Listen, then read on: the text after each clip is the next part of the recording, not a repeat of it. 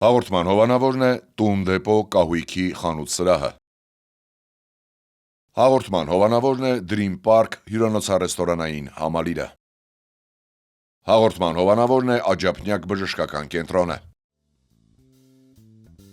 Բարև երկիր, բարելույս սիրելի հեռուստադիտողներ, Բարև երկիրը սկսում է իր շաբաթօրյա ընթացքը, այսօր փետրվարի 28-ն է, ձմեռ, մենք քեզ շատ սիրով հրաժեշտ ենք պատրաստում տալ։ Այո, եւ սիրով պատրաստում ենք դիմավորել արևային գարնանը, չէ՞ որ երբ արև է լինում մեր տրամադրությունը եւ ձեր տրամադրությունը ինքնին արդեն բարձրանում է, կարծես բոլորի սրտերը գարնան ջերմությանն էին սպասում։ Այո, դրա մասին կխոսենք վաղը ավելի մանրամասն, երբ կգա վերջապես գարնան առաջին օրը։ Այս պահին դեռ, որպեսզի ձմեռը չնեղանա, մնում ենք փետրվարի 28-յան տրամադրության մեջ, հիշում ենք մեր գործընկերներին, որոնք են Տուն դեպո խանութ սրահը, Dream Park հանգստյան գոտին եւ իհարկե Աջափնյակ բժշկական կենտրոնը։ Այո, այցելելով Աջափնյակ բժշկական կենտրոն, դուք կարող եք վստահ լինել, որ այնտեղ յուրաքանչյուրիդ կցուցաբերվի յուրահատուկ մոտեցում եւ բոլոր ձեր խնդիրներին հնարավոր լուծումներ կտրվեն։ Dream Park հանգստյան գոտում էլ իհարկե կարող եք գնալ, վայելել Լոռվա հրաշալի բնությունը, մաքուր օդը եւ մի լավ հանգստանալ։ Դե իսկ եթե ուզում եք կահույք ձեռք բերել, Տուն դեպո։ Չենք մոռանում իհարկե նշել նաև այն բոլոր հասցեները, որտեղով կարող եք հետևել մեր թողարկումներին, դրանք են Երկիր մեդիայի YouTube-յան եւ Telegram-յան ալիքները, ինչպես նաև Երկիր մեդիայի ու Բարև երկրի Facebook-յան էջերը։ Սկզբի համար այսքանը, եթե այլևս չունենք ավելացնելու բան, ես չունեմ, Արմինե դու ես։ Չէ, ինձ թվում է ժամանակն է կիսվել տեղեկատվությամբ։ Այո, անցնենք եւ հասկանանք, թե ինչ է եղել ամբողջ անցնող շաբաթվա ընթացքում եւ ինչեր են սպասվում։ Այսպես, այսօր Հայաստանի ժողովրդական արտիստ, համաժողովրդական մեծ սեր վայելող Ալբերտ Մկրտչյանի հիշատակի օրն է։ Բեմադրիչ ռեժիսորը մահացել է 2018 թվականի փետրվարի 28-ին 81 տարեկան հասակում։ Իր բացառիկ կինոմտածողությամբ եւ յուրահատուկ ձեռագրով վարպետը հայ կինոժառանգության դարակներում այնպիսի ֆիլմեր է թողել, ինչպիսիք են համամիութենական փառատոներում հատուկ եւ գլխավոր մրցանակների արժանացած Հին օրերի երգը, Մեր մանկության տանգոն, Խոշոր շահումը, Ուրախ ավտոբուսը, Տխուր փողոցի լուսաբացը եւ շատ այլ կինոժապավեններ։ Գրեթե մեր բոլոր սիրելի ֆիլմերը եւ ասենք, որ նա նաեւ եղել է Գյումրու դրամատիկական եւ եղբոր Մհեր Մկրտչյանի հիմնադրած արտիստական թատրոնների գեղարվեստական ղեկավար, ինչպես նաև Հայ ֆիլմ ստուդիայի ռեժիսոր։ Անցնելով հաջորդ իրադարձությանը, ասենք, փետրվարի 28-ին կամ 29-ին նշվում է հազվագյուտ հիվանդությունների օրը։ Օրվա կարևոր նպատակներից է մեծացնել բնակչության իրազեկվածության մակարդակը հազվադեպ հանդիպող հիվանդությունների վերաբերյալ, որոնք հիմնականում քրոնիկ, դժվար ախտորոշվող եւ գենետիկ հիմք ունեցող հիվանդություններն են եւ հանդիպում են մոտավորապես 2000 մարդուց մեկի մոտ։ Բժշկական գրականությունը նկարագրում է շուրջ 7000 տեսակի հազվադեպ հիվանդություն եւ նշում, որ դրանցից 80%-ը հիմնականում գենետիկ ծագում ունի։ Նշվում է նաև, որ հազվադեպ հիվանդությունների ախտորոշման ժամկետը 4.5 տարի է, իսկ այդպիսի հազվագյուտ հիվանդությունների կրող է աշխարհում մոտավորապես 300 միլիոն մարդ։ Այո,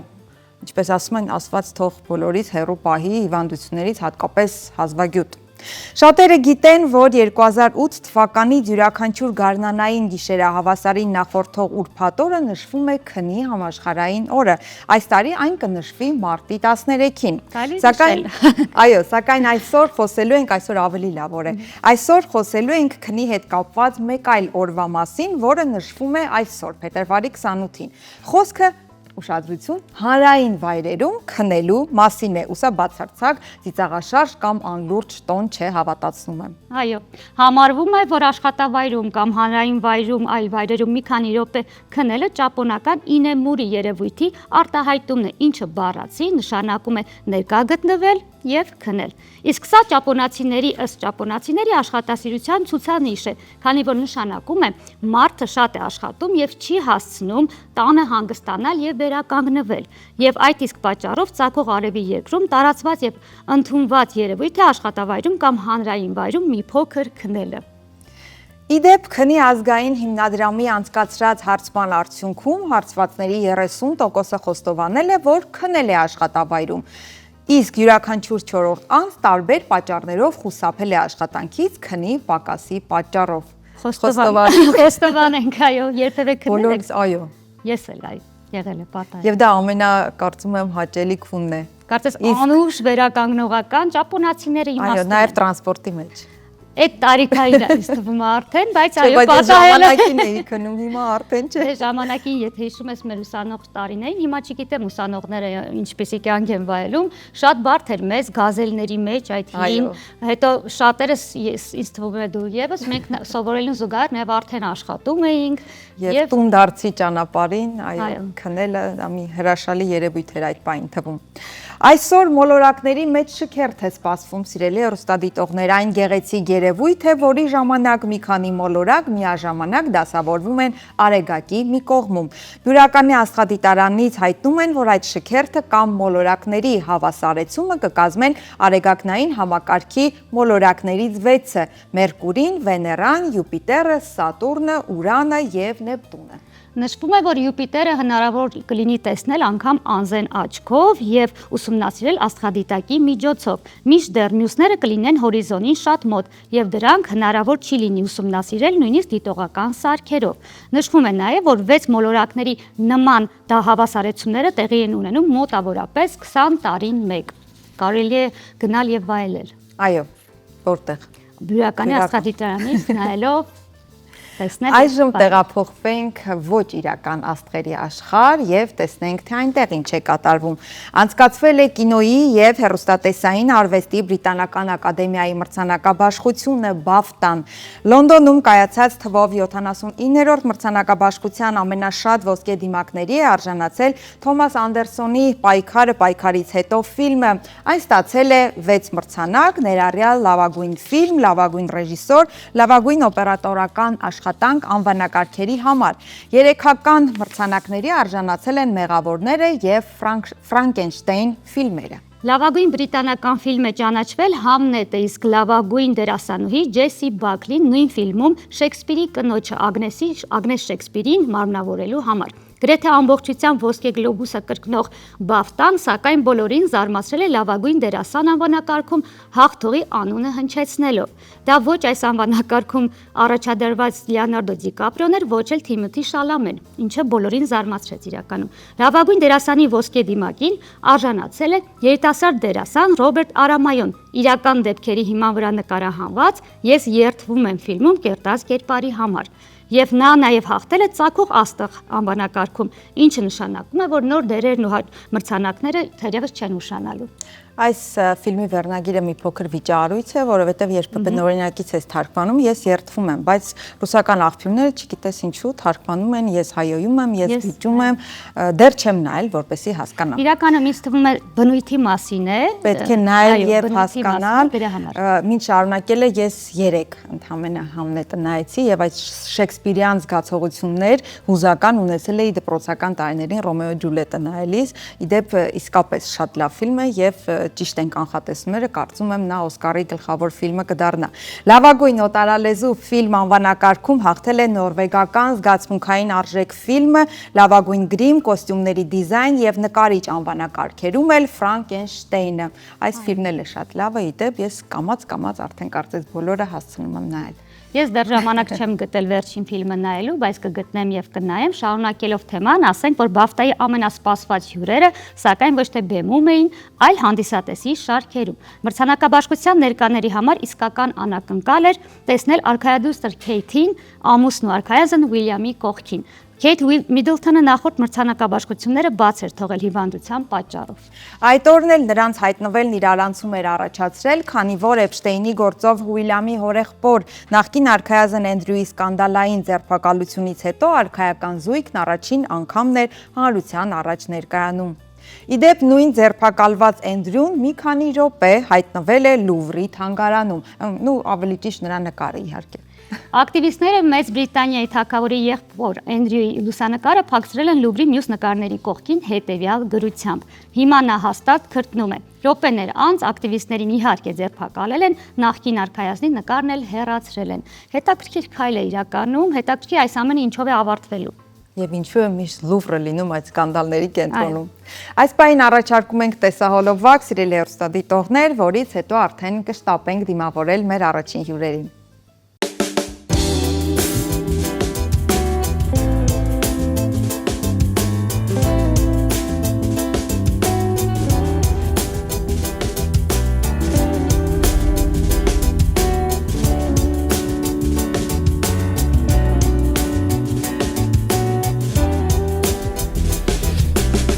կյանքը ժամանակավոր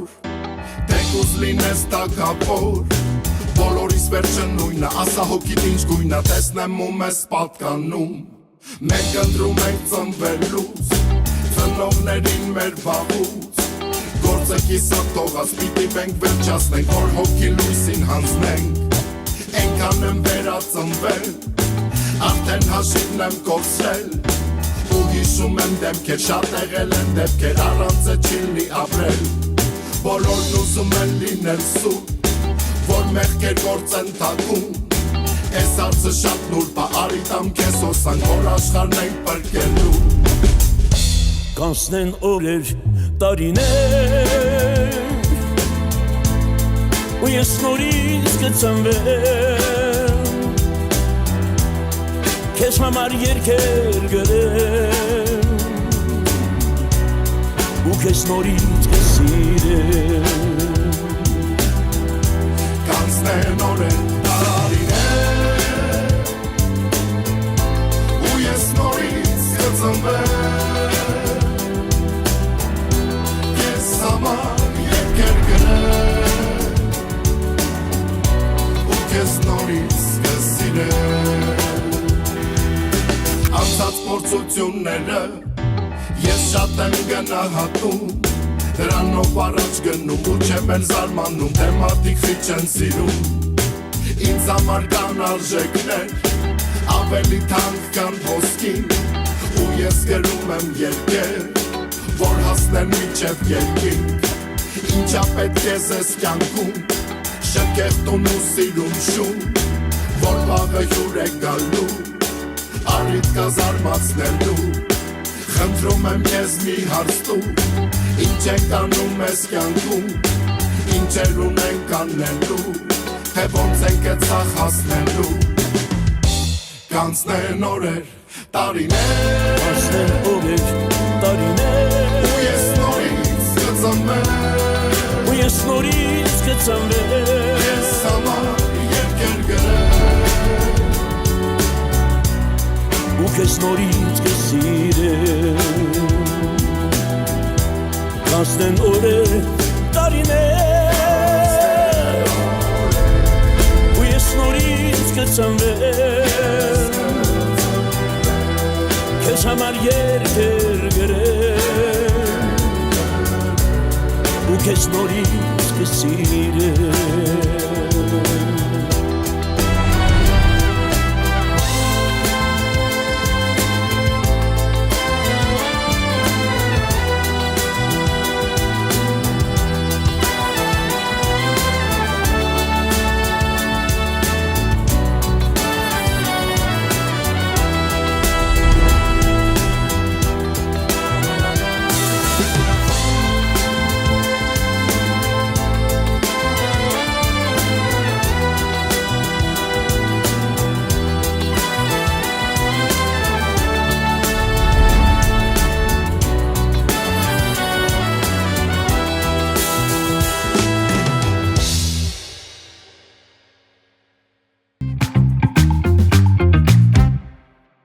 Բարև երկիրը շարունակվում է սիրելի հեռուստադիտող եւ մենք տեղափոխվում ենք թատրոնի աշխարհ, որովհետեւ Սոս Սարգսյանի անվան համազգային թատրոնի բեմում մեծ պրեմիերա է։ Փետրվարի 25-ին ներկայացվեց Սիմոն Աբգարյանի Պենելոպե օ Պենելոպե պիեսի բեմադրությունը, որը նոր հայացք է Հոմերոսի ոդիսական պոեմի գլխավոր կերպարներից մեկին Պենելոպեին։ Ներկայացումը ցուցադրվելու է նաեւ այսօր եւ վաղը, ինչի առթիվ մենք ունենք շատ հետաքրքիր հյուրեր։ Այո, տաղավարում հյուրընկալել ենք ներկայացման դերասաններ Վարշամ Գևորգյանին եւ Ալլա Սահակյանին։ Բարի լույս, բարի գալուստ մեր տաղավար։ Ինչպե՞ս եք։ Շատ լավ, հրաշալի տրամադրությամբ։ Թույլ տվեք նախ շնորհավորել նաեւ թատրոնի վերաբացման առթիվ, որովհետեւ այստեղ ով լինում է թատրոնից առաջինը դրանից են խոսում ոգևորված եւ Սեփական շենք եւ տուն ունենալու հարցնել նաեւ ձեզ ինչպես եք ձեզ զգում ձեր նոր վերաբացված տանը։ Շատ լավ, ինչպես վերանորոգումից կամ նոր բնակարան գնելու ոգևորություն է լինում մարդկանց մոտ, նույնպես էլ մեզ մոտ ճիշտ է դեռ անսովորություններ կան վարժվելու եւ ջերմությամբ լցնելու այդ շենքը եւ դրանում մեզ օգնում է մեր հանդիսատեսը իրենց այցելությամբ քիչ-քիչ շունչ է առնում շենքը Եվ շատ լավ ենք զգում, հրաշալի բեմ է, հանդիսատեսի համար առավել ևս կարծում եմ հանդիսատեսը գոհ է, շատ ավելի լավ պայմաններ են։ Շատ լավ։ Անցնենք ներկայացմանը Պենելոպե, երկարացման նշանով անպայման Պենելոպե։ Բոլորիս մանկության տարիների, հատկապես 97 թվականի ֆիլմը իմ ամենասիրելի ֆիլմն էր, այդ Ոդիսևսի վերադարձը։ Հիմա անպայման իհարկե կդիտենք, որպեսզի հասկանանք ինչի մասին է խոսքը, բայց գանք սկզբից, Սիմոն Աբգարյանի հետ համագործակցությունը առաջին անգամ չէ, ինչպես ստացվեց նաև այս անգամ պիեսը, ինչու հենց Համազգային թատրոնը որոշեց, որ պետք է բեմադրի։ Դա իր ընտրությունն էր, հնարավորություն էր տրված Սիմոնին ընտրել որևէ տեղ Հայաստանում, որևէ թատրոնում աշխատելու։ Չեմ կարող ասել ինչպես ընտրեց, բայց որոշեց, որ մեր թատրոնը պետք է անի եւ հետո էլ թատրոնում եղավ կաստինգ ամեն դերի համար մի քանի տարբերակով եւ ընտրվեց կազմը։ Մենք իհարկե շատ ուրախ ենք Սիմոնի հետ աշխատել, որովհետեւ շատ խիտ եւ նոր գույներ է բերել իր հետ մեր դերասանական կարիերայում, սա իսկապես նորություն է, աշխատելավոճը, մարդկային շփումը շատ հաճելի է եւ արդյունքում ունեցանք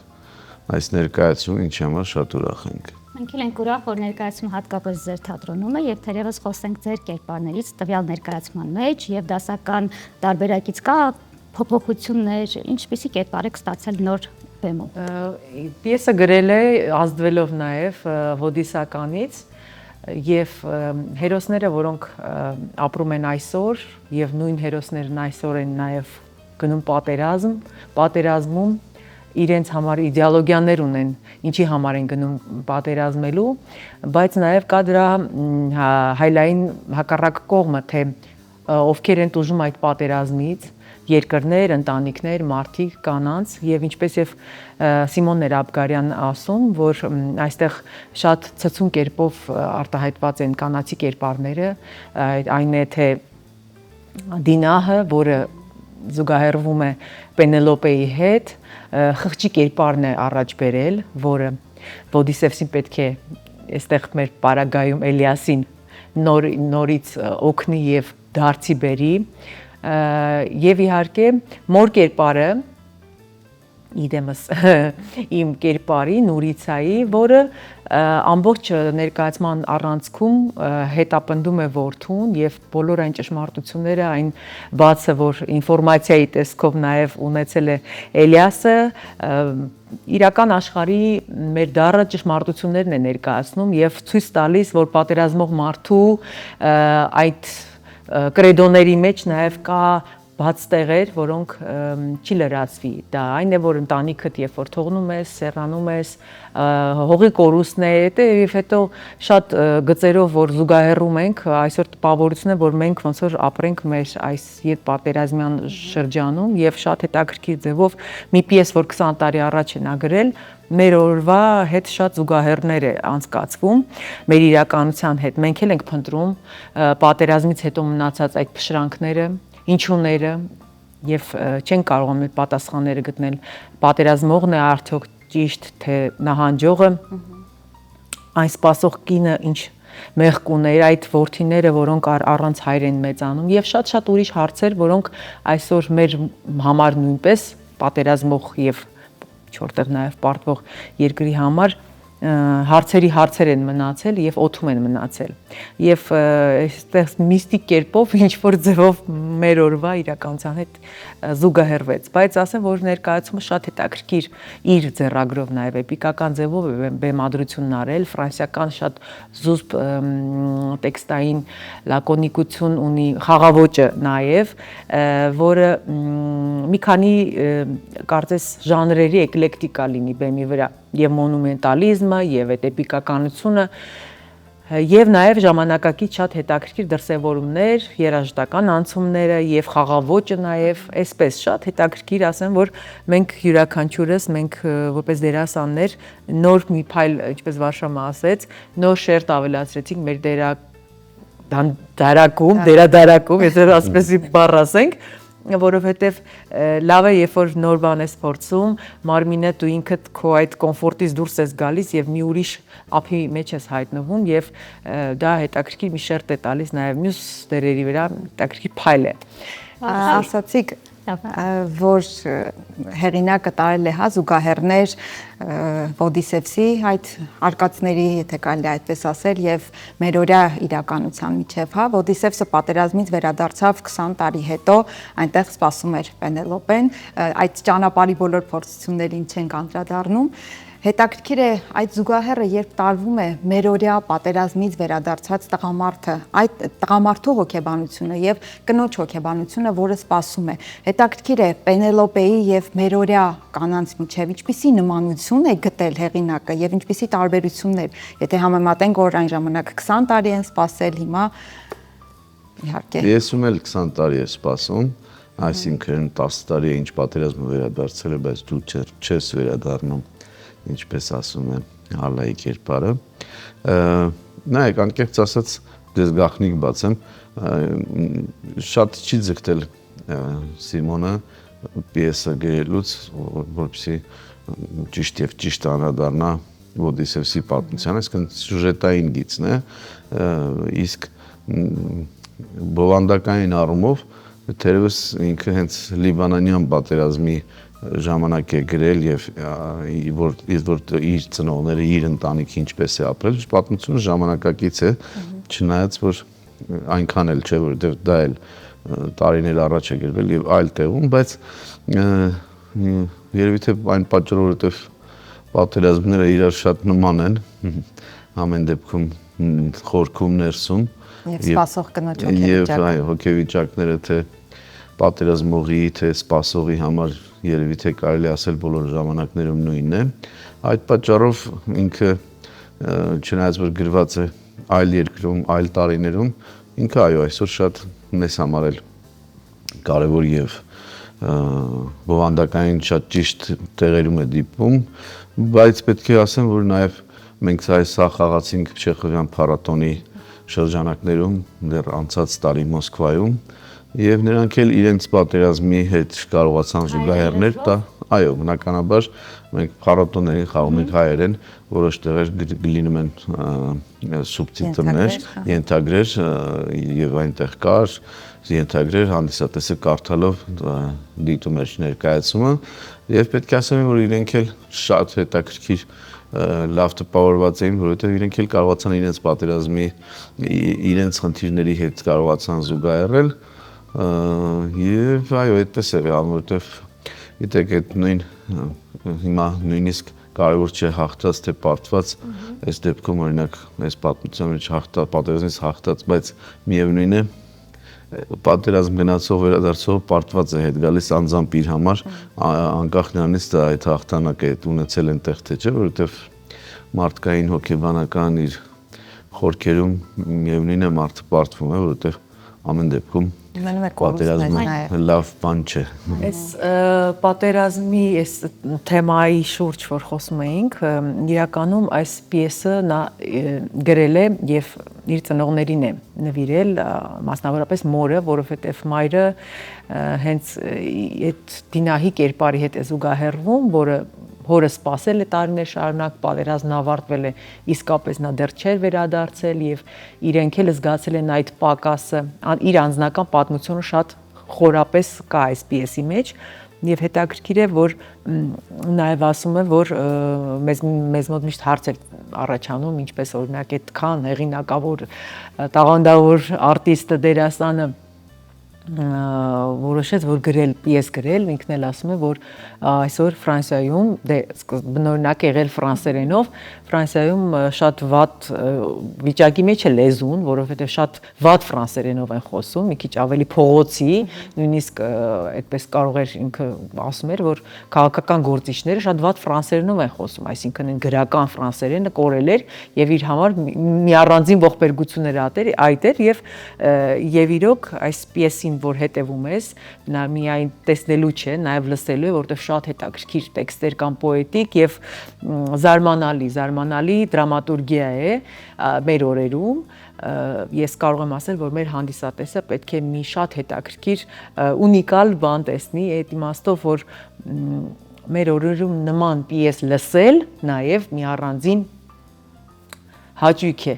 եւ ոչ միայն տեսնել, որովհետեւ իրոք տեսնելու էլ շատ բաներ կա։ Մենք խոսելով նաև մյուս դերակատարներից ուզում եմ ասել, որ դերասանախումբը, որ հավաքվեց եւ ընտրվեց եւ աշխատել է, փայլուն է աշխատել այս ամիսների ընթացքում։ Մենք մաս-մաս ենք կարողացել այդ աշխատանքը կատարել, կարևոր նայել էր զբաղված եւ մենք էլ անվերջ շրջագայում ենք եւ այս վերջապես հանգրվանեցինք մեր թատրոնում Նարեկը Բաղդասարյան, Նարինեն Գրիգորյան, Միլենա Ղազարյանը, Վարշամը, ես, Տաթևիկը Հովակիմյան, այսինքն հիմնական առանցքային կերպարներն ենք, որ խաղում ենք այդ բոլոր հետաքրքիր։ Այո, Անդրանիկը, Մելիքյան եւ էլի շատ երկու հարուները, այո, շատ տարբեր կողմից բացահայտվող մարդիկ, որովհետև նրանց սովորենք այլ թատրոններում թերևս տեսնել կամ այդ թատրոնում, բայց այլ կերպարներով եւ այլ դերերով, դրանով հետաքրքիր է։ Խոսելով հանդիսատեսից արդեն մի քանի ներկայացում, խաղացվել է, տեսել են, ինչպիսի արձագանքներ եք լսել ու արդյոք ձեր սպասված հատվածներում, կետերում դե կա չէ նման գաղտնի, դուք նույն արձագանքը ստացել եք, ինչը սպասում էիք։ Այո, իհարկե հիմնականում այո, որտեղ որ սպասելի է արձագանքը լավ էր, բայց ինչպես միշտ հաճախ պատահում է, հանդիսատեսը ինքն է ընտրում եւ շատ անսպասելի հատվածներում լինում է արձագանք, այստեղ էլ էս ներկայացման մեջ էլ եղան այդպիսի դեպքեր, որ ինչ խոսք ասես անակնկալ հաճույք է, որ ոչ բեմադրիչ չէ, ոչ դերասանները երբևէ չեն սպասում, բայց այդ հանդիսատեսը ինչ որ մի նոր բան է գտնում։ Գիտարքրը ինչ դրվագ էր դա, որ ձեզ համար անսպասելի էր։ Ալայի հետ կապված ենք պատասխան։ Մենք հետաքրքիր դուետ է մեր դուետը, որովհետև ես խաղում եմ ոգու կերպար, որին միայն տեսնում է որդիս Էլիասը եւ խիղճը։ Եվ այդ տեսարաններում, որտեղ ինքը ինձ հետ խոսում է, բայց մնացած չգիտեն, մյուս պերսոնաժները չեն իմանում, թե ինքն ում հետ է խոսում, իսկապես շատ զվարճալի տեսարան է, որովհետև նա իսկապես լրջորեն զրուցում է ինձ հետ։ Իսկ նրանք կարծում են, թե ինչ որ այսինքն շատ հետաքրքիր այստեղ նույնպես գալիս ենք նրան, որ եւ ռեժիսուրայի եւ դրամատուրգիայի իմաստով շատ հետաքրքիր հոտառություն է ունեցել Սիմոնա Աբգարյան, կարողացել է զգալ որն է թատրոն, այսինքն թատրոնը շատ է այստեղ եղել եւ թողել է այսպես որ նավը նավարկի եւ իսկապես հանդիսատեսի մեջ արդեն մենք այդ արձագանքը զգացինք Եվ նաև ասեմ, որ շատ հետաքրքիր կարծիքներ նաև լսել ենք, որովհետև ճիշտ է համազգային այս վերջին տարիներին արդեն ինչ որ ձևավորել է իր գույնը, գունապնակն ունի ներկայացումների տեսակի, բայց շատ հետաքրքիր նաև արձագանքներ լսեցինք, որ այս տեսակ ներկայացման կարիքը կար եւ այս տեսակ ներկայացումը անպայման լավ է, որ խաղացանկում կա, որ իսկապես նա տարբերվում է եւ խաղաոճով, եւ իր էկլեկտիկայով, եւ ամեն ինչով, եւ իր էսթետիկայով, որովհետեւ եւս մեկ անգամ հիշեցնենք, որ եւ ձևավորումը եւ պիեսի հեղինակը եւ ռեժիսոր Սիմոն Աբգարյանն էր եւ բնականաբար այս 3 կարևոր կետերում ինքն իր ճաշակը անպայման պարտադրել է այստեղ նաև խաղաոճի իմաստով։ Հետաքրքիր է կերպարներին որևէ ազգություն վերագրվում է, թե այսպես համամարտկային ընդհանուր չէ շեշտում։ Համամարտկային է ավելի շատ, այո։ Իհարկե ինչ էլ անենք հայկականությունում եւն է կա Սիմոնի բոլոր գործերում պետք է ասեմ, օրինակ վերջին ասելով, որ հայ հանդիսատեսը տեսավ Էլեկտրան այն աշխարհից այդ պիեսի մեջ էր, որտեղ ընդհանրապես, այսինքն պետք է որ հայության մասին չլիներ, բայց միևնույն է ինքը թեկուզ մի երգի տեսքով, թեկուզ մի ռեպլիկով իր հայկականությունը առաջ է բերում, այդ առումով Սիմոնը այո շատ հայրենասեր է եւ կպած է իր արմատներին եւ ես ինչպես արդեն հաճախ եմ նշում, նա որտեղ ապրել է, որ ժամանակաշրջանում իր կյանքի բոլոր տեղերից իր հավաքածը կրում է իր մեջ մինչև այսօր։ Ինքը եւ լիբանանահայ է, եւ ֆրանսիահայ է, եւ հայաստանցի հայ է, որովհետեւ այդ ոչինչ չի մոռացել իր կյանքում իր բոլոր ապրած տարիները պատվով կրում է եւ կարող է այսպես հարազատ Լիբանանի Բեյրութի Բուրչամուտի տղա լինել եւ կարող է այստեղ ֆրանսիական նոր պատճաշակ ֆրանսիացի լինել եւ հայաստանցու պես լավ հոտառությունով ամեն ինչ հասկանալ կես բառից, այնպես որ ինքը իսկապես ֆենոմենալ մարդ է եւ իր մեջ ամեն ինչ գրում է, այդ թվում իր ազգությունը։ Շատ լավ, խոսելով լեզվամտածողությունից, ինչպես արդեն նշեցիք, այնտեղ ֆրանսերենում, եթե այդ ժամանակա վատ ֆրանսերենով են խոսել, հայերեն ադապտացնելով կամ վերագրելով, ինչպիսի հայերեն է ընտրված։ Զուտ գրական հայերեն, միայն բեմական հայերեն, թե այնուամենայնիվ միջին ինչ-որ ձևաչափ գտել եք։ Միջին պետք է ասեմ, չնայած որ իսկապես տեքստի գեղեցկությունը ժամանակ հիշեցնում է Շեքսպիրյան հայերենը, եւ բայց այդտեղ շատ կենթանի, չասեմ կենցաղային, կենթանի խոսքն էլ կա, որովհետեւ էլի վերադառնալով իր ընտանիքին, ինքը ասում է իմ տանը այո կա եւ թե փիլիսոփայական խոսքեր էին հնչում եւ կարող էր հայրս հայհոյել ճիշտ պահին, ճիշտ տեղում։ Ճիշտ բառերով նույնիսկ։ Այո, եւ այդ զուգահեռումը երեք ներկայացումից հետո մի թատերագետ հենց այդ նույն հարցն էր տալիս իրեն, որ ինչպես է կարողացել զուգահեռել երկու այդ խոսքերը, ասած է որովհետեւ իմ տան այդ երկուսն էլ կար։ Որտեղ բնական բնույթ է գրել այն։ Խոսեցիք Էլեկտրայից, եթե չեմ սխալվում, Մոլերի 3 մրցանակ ստացավ տարիներ առաջ ներկայացումը, այս ներկայացման պիեսի հետ կան ինչ-որ ծրագրեր արդեն, կանխատեսումներ միգուցե։ Այս պիեսը նույնպես մրցանակ է շահել։ Արդեն շահել է։ Չէ, նա արդեն շահել էր, մինչ մեզ մոտ բերվում։ Պիեսը։ Այո, պիեսը։ Հիմա խոսքը, այո, ներկայացման մասին է։ Ներկայացումը հրավերներ ունի Վլադիվոստոկի խաղաղօվկիանոսյան փառատոնից, Պետերբուրգ ինչպես իմացաք, եղել ենք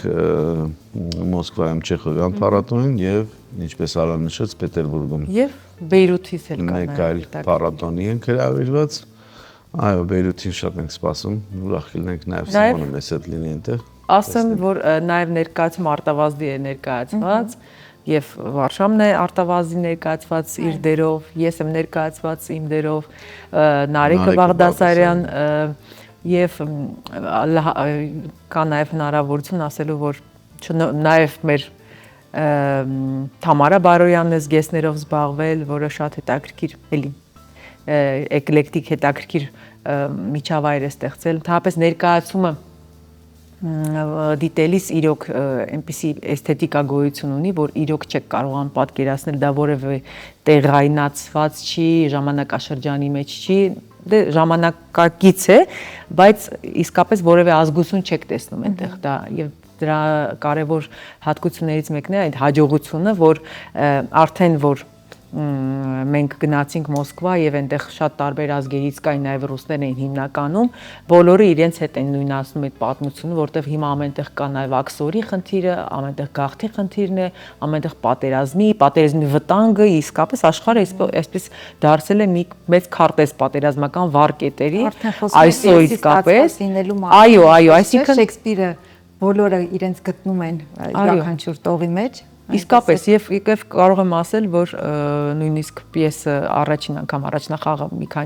մի քանի օր խաղալիս արդեն շատ հետաքրքիր դրամատուրգներ ասեցին, որ ինքը միտում ունի դասական դառնալու, որովհետեւ այս ձևով, այս տեսակի անդրադառնալ նույն ոդիսականին շատ հետաքրքիր ձևով, այսպես հզոր կերպով, շատ խոստումնալից ապագա է սպասվում։ Մոսկվայում խաղալիս պետք է նշեմ, որ շատ ռեժիսորներ հետաքրքրություն ցուցաբերեցին եւ ցանկություն, որպեսզի ունենան պիեսը եւ թույլտվությունը Սիմոնի, որպեսզի իրենք էլ կարողանան բեմադրել։ Այնպես որ որտեղ որ խաղում դեռ կարծում եմ այս ներկայացումը իր ճանապարհը նոր է սկսում, եւ դեռ հաջողություններ շատ կլինեն։ Շատ Չէ, հետաքրքիր կլինի ֆիլմային տարբերակը, եթե փոփոխված ու նորովի լինի, պահպանելով էսթետիկան բեմի, բայց ֆիլմային տարբերակը եւս կարծում եմ հետաքրքիր։ Լավ գաղափար եք տալիս Վարշավաս։ Այնպես Սկսի։ բոլոր ձեր առաջիկա փառատոններին մենք մաղթում ենք, որ հետաքրքիր մրցանակներով, հետաքրքիր արձագանքներով եւ համագործակցություններով վերադառնաք եւ թերևս այսքանից հետո մնում է գնալ եւ վայելել այս ներկայացումը։ Այո, ասեմ, որ այսօր եւ վաղը մարտի 1-ին դեռ մի քանի տեղ մնացել է։ Սիրելի հանդիսատես, կարող եք ձեռք բերել տոմսերը, գալ վայելել մեր տաքուկ եւ հարմարավետ թատրոնի սրահում եւ դիտել այդ գեղեցիկ ներկայացումը, որովհետեւ երևի ամեն հանդիսատես պարտավոր է գալ այդ հետաքրքիր ներկայացումը գեղեցիկ դիտելու։ Շնորհակալություն գեղեցիկ զրույցի համար։ Ձեզ Ինչն ենք ավելացնելու։ հրավերի համար։ Եթե շնորհակալություն ենք հայտնում, քիչ առաջ խոսեցինք Սունդուկյան թատրոնից, կուզեի նաև շնորհակալություն հայտնել Սունդուկյան թատրոնին, որովհետև այս ներկայացման փորձերի մի մասը եղավ Սունդուկյան թատրոնը, որովհետև մեր դահլիճը այդ ժամանակ այսքան բեմը շենքը կառուցվում էր եւ մենք փաստորեն չունեինք փորձելու տեղ եւ մեր լավ ընկեր Վարդանը Մկրտչյան մեզ տրամադրեց, քանի խոսեցինք շնորհակալություններից օգտվելով արդից նաև դրա համար ենք ուզում շնորհակալություն հայտնել։ Շատ լավ։ Շնորհակալ ենք մենք էլ կրկին, սիրելի հեռուստադիտողներ, ինձ մնում է հիշեցնել, որ զրուցում էինք Պենելոպե ներկայացման մասին եւ մեր հյուրերը դերասաններ Վարշամ Գևորգյանը եւ Ալլա Սահակյանն էին։ Բարև երկիրը շարունակվում է, կհանդիպենք քիչ անց։ Բարև երկիրը շարունակում է իր ընթացքը, շարունակում ենք դեռ շրջել արվեստի եւ մշակույթի աշխարհում։ Այսօր մեր մատյանում գույների կախարդական վարպետ Մարտիրոս Սարյանն է։ 1880 թվականի այսօրն է ծնվել Հայաստանի օդն ու հողը, արևն ու Արարատը իր վրձնով աշխարհին տեսանելի դարձրած վարպետը։ Ինչպես ասում էր, ինչ նկարում եմ, Հայաստան է դուրս գալիս։ Այս պահին դիտենք մատյանը նվիրված հենց Մարտիրոս Սարյանին։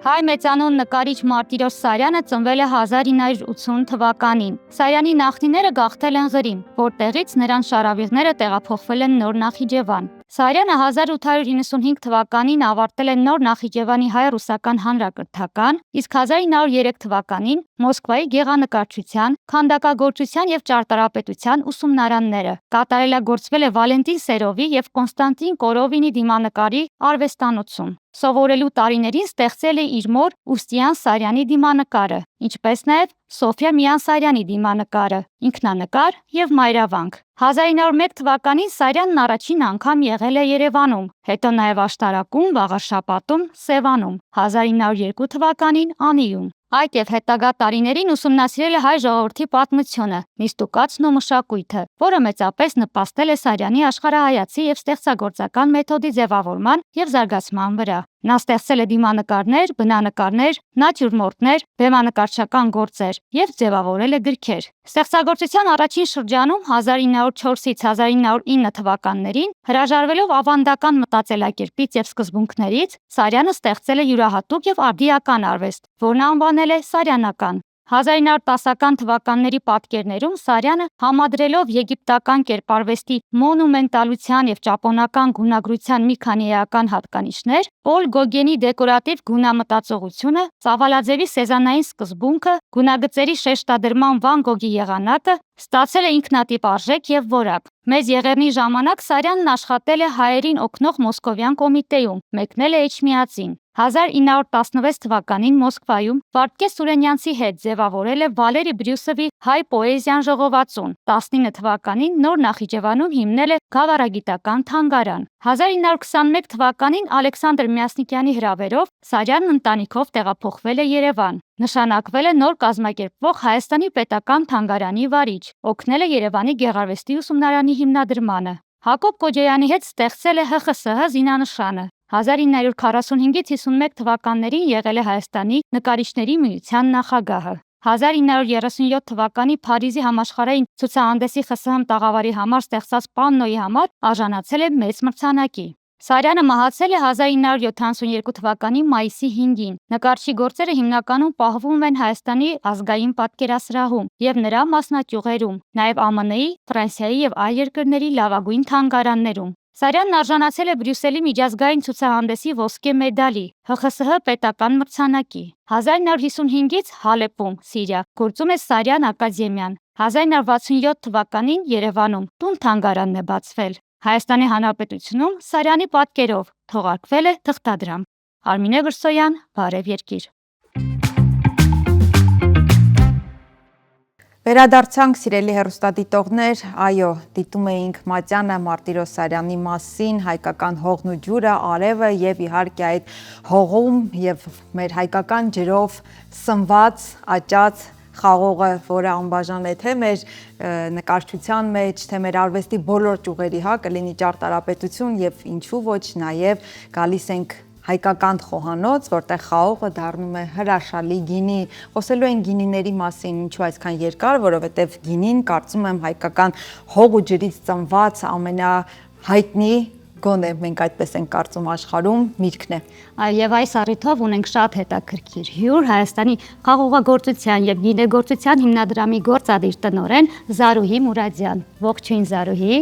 ինչպե՞ս եք։ Հրաշալի։ Հանդիպել էինք գրեթե 2 տարի առաջ եւ կրկին շատ գինոտ ու սիրուն զրույց էինք ունեցել, հուսով եմ այսօր նույնպես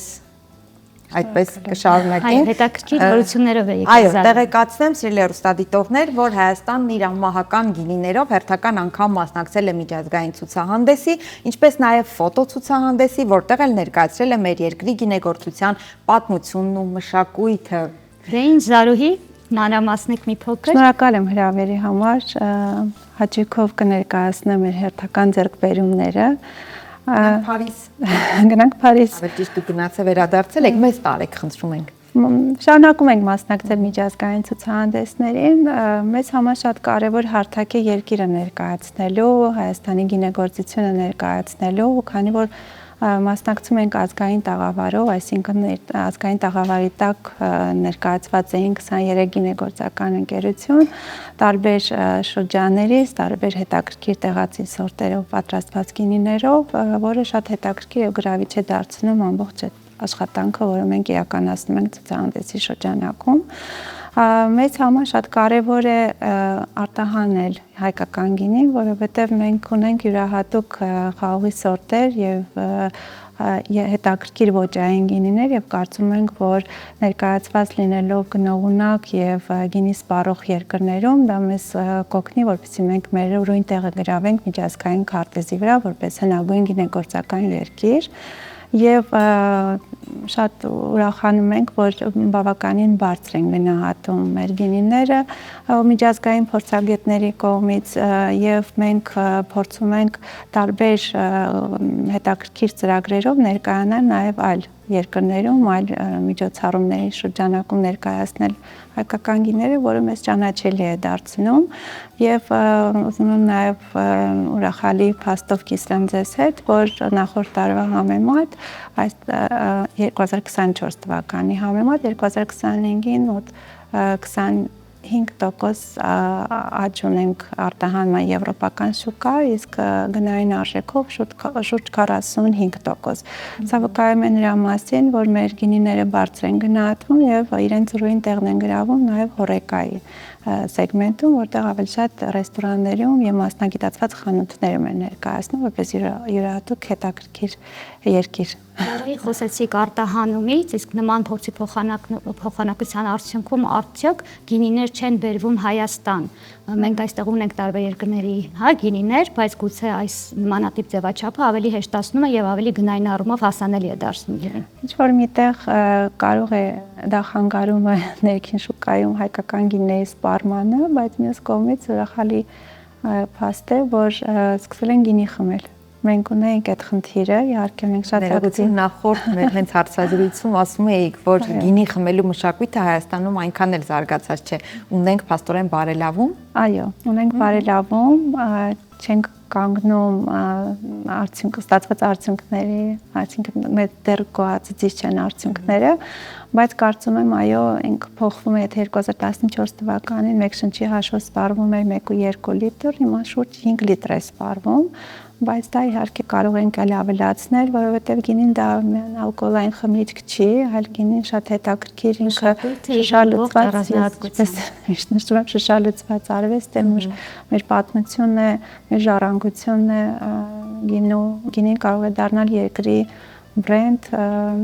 գինու զբոսաշրջությունն է զարգանում Հայաստանում, գյուղատնտեսության կարևոր ճյուղն է հանդիսանում խաղաղագործությունը, կարծում եմ, որ ավելի լավ է մենք օգտագործենք մեր ազգային խմիչքը կամ ներմուծենք օրինակ Բայց ունենք ներմուծում ամեն դեպքում, ունենք գինիների մասով ունենք իրականում գինու սիրահարների շրջանակը բավականին յուրաքանչյուր տարի ավելանում է եւ ինչու ոչ թող փորձեն նաեւ այլ ռեգիոնների, այլ երկրների գինիներ, բայց իհարկե շեշտադրումը դնենք մեր ազգային վրա։ Ասացիք դառնա բրենդ, Զարուհի Հայաստանի բրենդը դառնալու որ ճանապարհի, որ աստիճանի վրա է։ Իրականում բավականին մեծ աշխատանք ենք տանում այդ ուղղությամբ, որովհետև բացի ցուցահանդեսներ մենք տարբեր հարթակներում ներկայացնում ենք գինին, օրինակ գինիները ուղարկում ենք միջազգային մրցույթների, հրավիրում ենք միջազգային լրագրողների, որպեսզի իրենք կան բացահայտեն եւ երևի յուրաքանչյուր տարի շուրջ 50-ից ավել մենք ունենում ենք միջազգային հոդվածներ տարբեր մամուլներում հրապարակված, դա ճանաչելիության առումով բավականին լավ հետաքրքիր գործիք է եւ մարդիկ եթե լսել են ու գիտեն Հայաստանի մասին ու փորձել են հայկական գինին կամ կարդացել են, դա ոնց որ նաեւ ճանաչում է բերում, որ Հայաստանը գինեգործության բնօրանն է, ամենահին գինեգործական երկրներից է եւ վերջին տարիների նաեւ քանի որ զբոսաշրջություն է զարգանում գինու, շատ մարդիկ գալիս են Հայաստան հենց բացահայտելու որպես հնագույն գինեգործական երկիր։ Զարուհի ամեն դեպքում մեծ աշխատանք տարվում է նկատելի է եւ հատկապես տեղեկատվության առումով, տեղեկատվության տարածման առումով, բայց այդուամենայնիվ հաշվի առնելով նախ որ մեր հարևան Վրաստանը արդեն իսկ կարծես թե գինին դարձրել է իր այցեքարտը, չէ՞ որ այն ժամանակ կոնյակներ մերը։ Հիմա կոնյակն էլ մերը չէ, գինին վրացիներինն է եւ մեր ոչ բարեկամ կամ մեզ շատ սիրող երկրները այնպես են անում, որպեսզի մեր հատկապես գինու խմիչքների թեման Հայաստանի համար փակված լինի դրսում որպես այցեքարտ։ Այս առումով չի բարթացել արդյոք գինին այցեքարտ դարձնելու այդ ճանապարհը եւ հայկական իսկապես գինեգործությունը որպես Հայաստանը բնորան այս տարածքը բնորան ներկայացնելու ինչ լուծումներ ճանապարհներ եք գտնում, որպեսզի նրանք չկարողանան խանգարել։ Իրականում ինձ ուրախացնում է այդ փաստը, որ իրանք մեզ խանգարում են, ուրեմն իրանք լուրջ մրցակից են մեզ դիտարկում։ Դա փաստերով է ապացուցված, այսինքն մենք ուղղակի օդում չենք ասում, որ մենք ամենահինն ենք, մենք փաստերով ենք խոսում, վկայությունները ամենուր են եւ հիմա էլ մենք աշխատանք ենք տանում մեր միջազգային գործընկերների հետ, որպեսզի օրինակ մեր Արենի 1 հնձանը գինու կարողանան գրանցենք ՅՈՒՆԵՍԿՕ-ում եւ պահպանության տակ առնենք։ Մենք փաստերով ենք խոսում, գիտական աշխատանքներով ենք խոսում եւ մենք իրականում մրցակցությանը չեմ կարող եմ ասել, որ մենք չենք էլ պայքարում իրենց հետ, որովհետև երկու երկրներն էլ հետաքրքիր են իրենց մշակույթով, իրենց պատմությամբ, բայց երբ որ փորձագետները այցելում են Վրաստանի մասին չէ։ Վրաստան կամ այլ երկրներ, որոնք որ նաեւ Վրաստանը չի խանգարում մեզ, բայց իրենք վկայում են, որ յուրաքանչյուր երկիր ինքը յուրօրինակ է ու տարբերվում է։ Մենք չենք կարող այլ երկրների հետ մրցել, որովհետև մեր արտադրության ծավալը այնքան սահմանափակ է։ Մենք 14 միլիոն լիտր գինի ենք արտադրում, եթե մեզ համեմատեմ այլ երկրների հետ, գրեթե չկան մեծ նման երկրներ։ Դրա համար մենք մեր ռազմավարությունը այնպիսին է, որ յուրաքանչյուր խաղող, որը մենք օգտագործում ենք գինու արտադրության համար, լինի բարձրակ գինու նպատակով մշակվող խաղող լինի։ Մենք շեշտադրումը դնում ենք բարձր որակի վրա, մենք շեշտադրումը դնում ենք մեր զբոսաշրջության վրա եւ կարծում եմ, որ դրանով իսկ հետաքրքիր ենք եւ գրեթե ես այդ խոչընդոտները իմ աշխատանքի մեջ համենայն դեպս չեմ զգացել։ Երբ որ դու աշխատանք ես տանում, ներկայացնում ես պրոֆեսիոնալ ձևով, մարդիկ գալիս են իրենք են այդ փորձառությունը զգում քո երկրում, կարծում եմ այդ տպավորությունները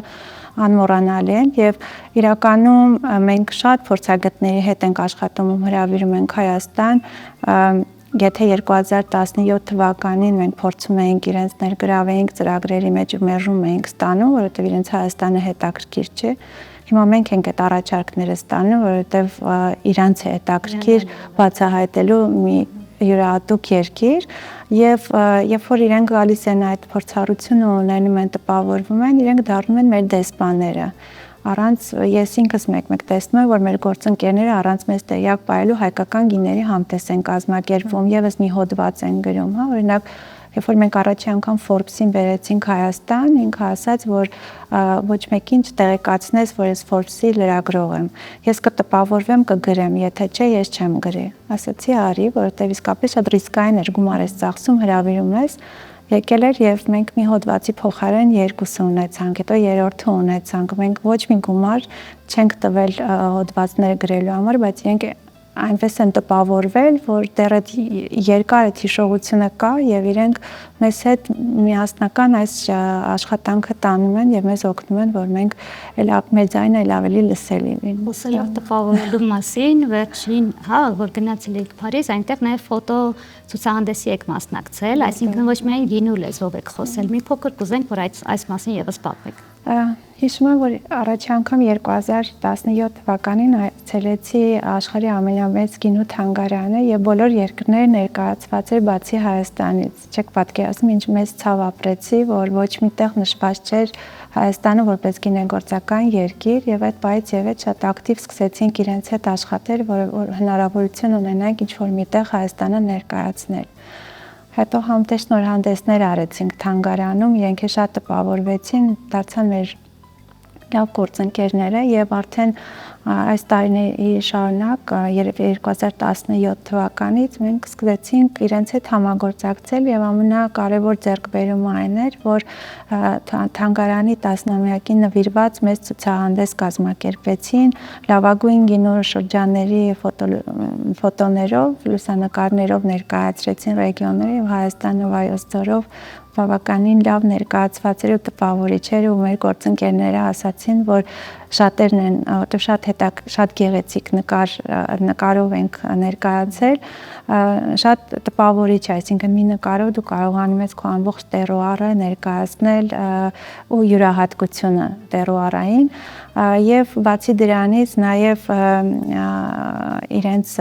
գալա ընթրիքին ներկայացրել էին հայկական գինի, կարասում պատրաստված եւ շատ դրական կարծիքներ ենք ստացել, միայն հայկական էին ներկայացրել, մեզ ոնց էր նաեւ տպավորված ներկայացրեցին գինիները, որը շատ մեզ համար եւս մեկ անգամ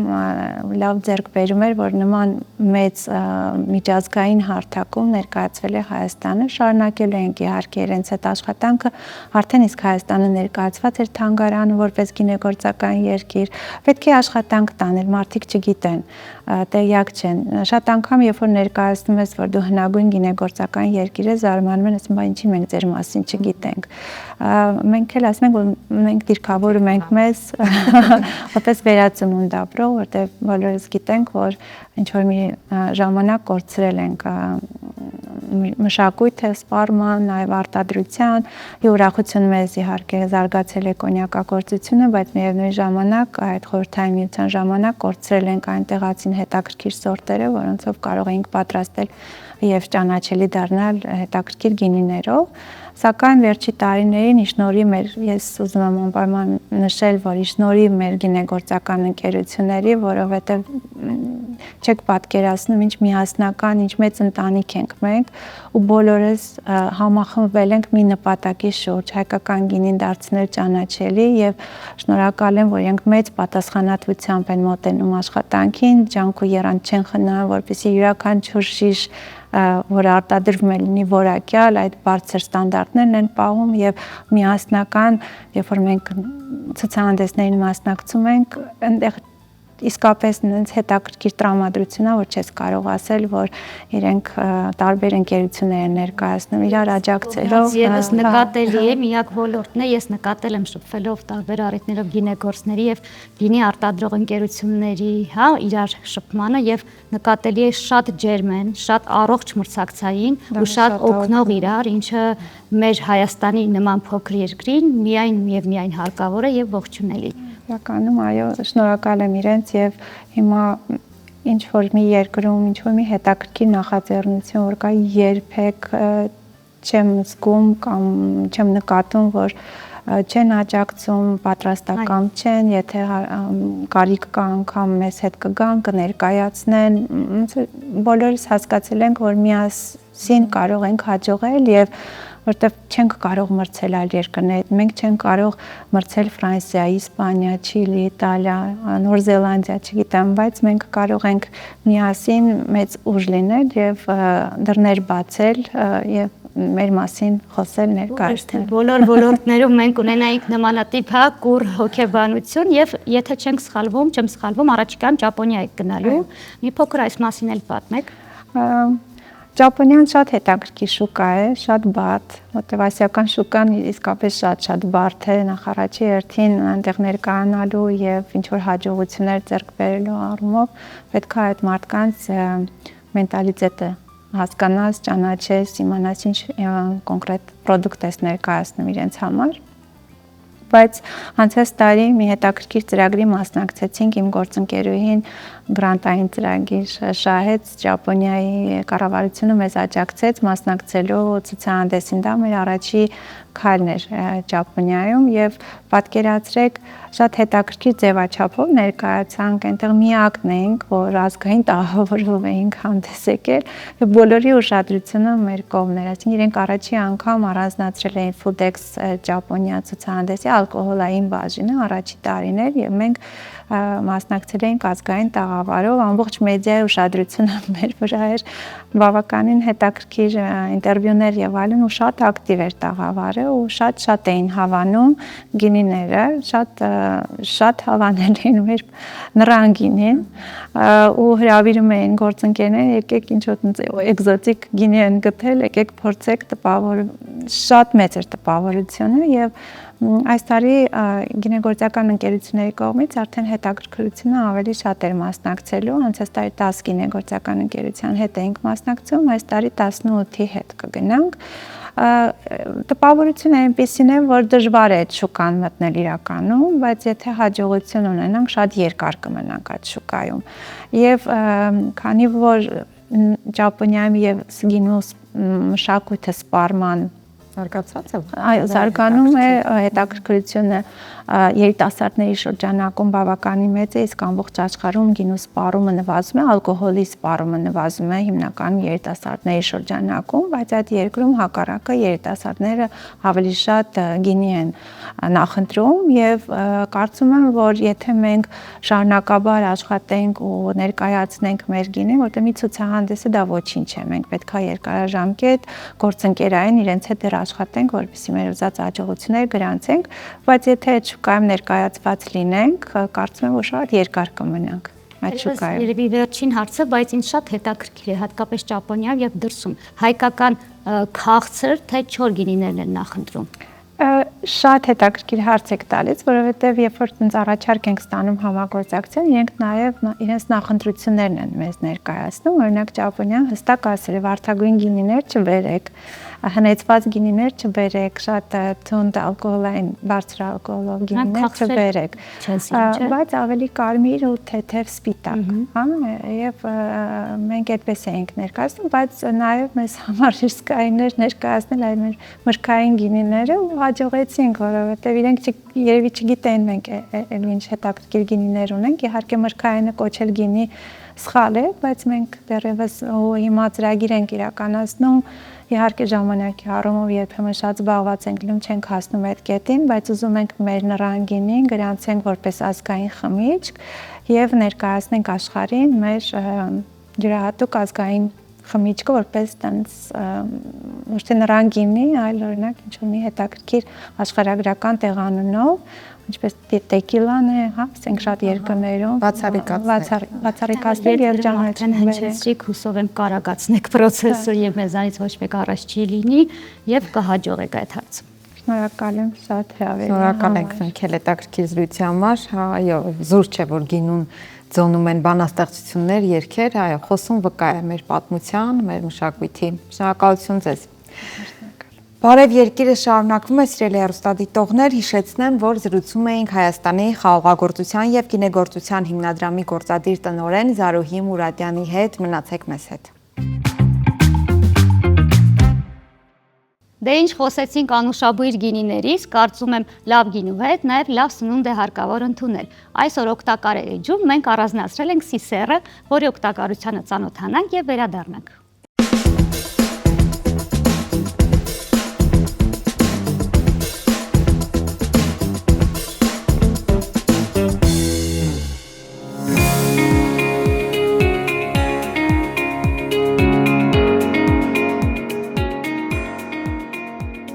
Սիսերը բարդ ածխաջրերի, սպիտակուցների աղբյուր է։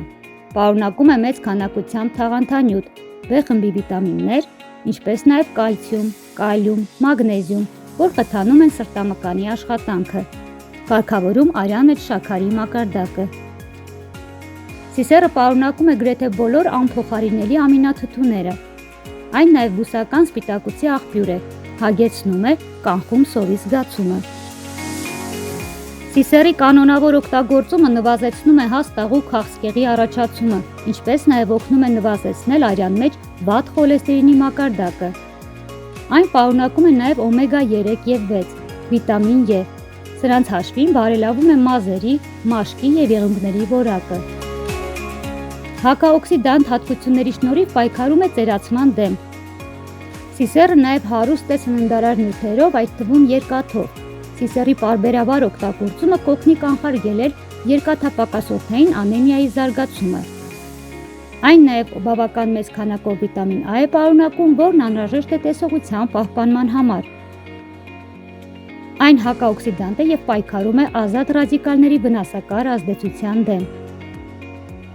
Այսքան դրական հատկությունների կողքին սիսերը նաև ունի հակացություններ, որովայնում կարող է ծանրության, դիսկոմֆորտի զգացում առաջացնել։ Մարսողական համակարգի խնդիրներ ունեցողները պետք է սահմանափակեն սիսերի օգտագործման քանակը։ Ցանկալի է պատրաստելուց առաջ թրջել ջրում։ Հակացուցված է սիսերը նաև խոցի, ցիստիտի, հոդատապի և թրոմբոֆելիպիտի դեպքում։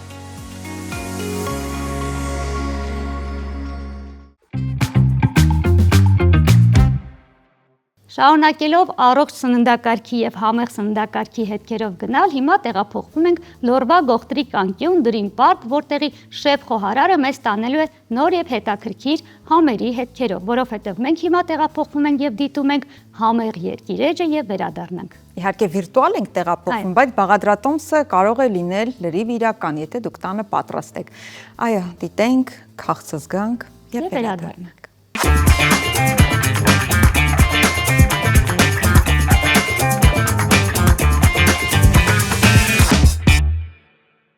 Բարի օր սիրելի հեռուստադիտող, այսօր պատրաստելու ենք իշխանի ֆիլեն լավաշով։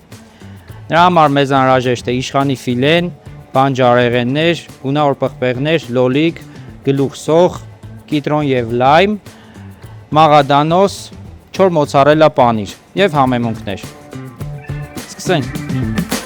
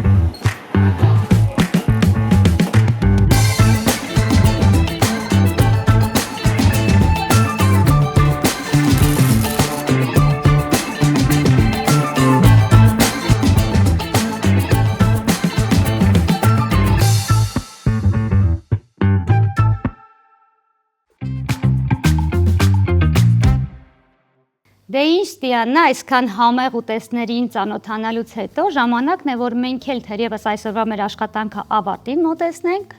ավարտենք եւ գնանք սնվելու, ինչ կասես։ Չասացիր է պատրաստելու, ասացիր սնվելու, դա ինձ դուր եկավ։ Բարև երկիրն էր սա ձմեռվա վերջին օրվա սիրելի հեռուստադիտողներ, վաղը արդեն գարնանային թարմ եւ ավելի ուրախ տրամադրությամբ ենք հանդիպելու։ Շնորհակալություն ձեր առավոտյան սուրճն ու թեյը մեզ հետ կիսելու համար։ Ես հիշեցնեմ, որ մենք ունենք հրաշալի եւ հավատարիմ գործընկերներ, նրանք են Տունդե Պոխանուց սրահը, Լորվա մարզում գտնվող Dream Park հանգստյան գոտին եւ իհարկե Աջափնյակ բժշկական կենտրոնը։ Չենք մոռանում նաև, որ կարելի է Բարև երկրին հետևել Երկիր մեդիայի YouTube-յան եւ Telegram-յան ալիքներով, ինչպես նաև Երկիր մեդիայի ու Բարև երկրի Facebook-յան էջերով։ Առողջ եղեք։ Դե ինչ, այսքանը այսօրվա համար վաղ եւ սպասում ենք նոր ու թարմ տեղեկատվությամբ լի։